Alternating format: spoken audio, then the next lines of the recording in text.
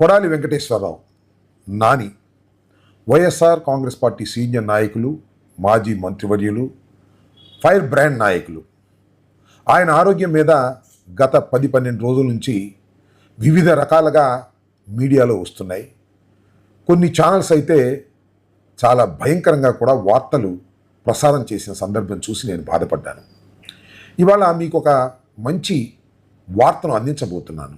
అదేంటంటే, ఈరోజు ఉదయం ఆపరేషన్ థియేటర్లోకి వెళ్ళిన తర్వాత మళ్ళీ తిరిగి 6:30 ఆ ప్రాంతంలో మళ్ళీ ఆపరేషన్ సక్సెస్ఫుల్గా పూర్తి చేసుకొని ఐసీయూలోకి కొడాలి నాని గారు రావటం జరిగింది.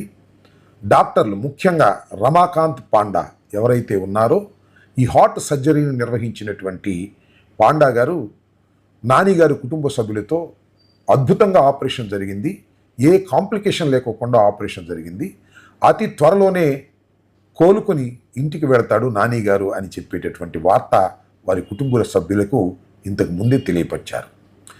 ఎందుకు ఈ విషయాన్ని నేను పదే పదే చెప్తున్నానంటే, ఈ 12 రోజుల పాటు చాలా ప్రముఖ ఛానల్స్ కూడా, సరే చిన్న చిన్న యూట్యూబ్ ఛానల్స్ పక్కన పెడితే, ప్రముఖ ఛానల్స్ కూడా రకరకాలుగా వార్తలు రాశాయి.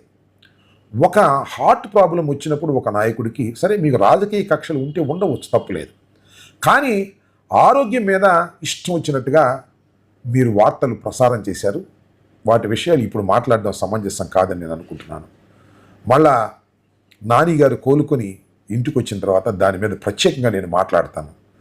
ఆ వీడియోలు చూసినప్పుడు, వారి భాష చూసినప్పుడు నాకు కాస్త కోపం వచ్చిందని కూడా మనవి చేస్తున్నాను. ఇంకా చిన్న చిన్న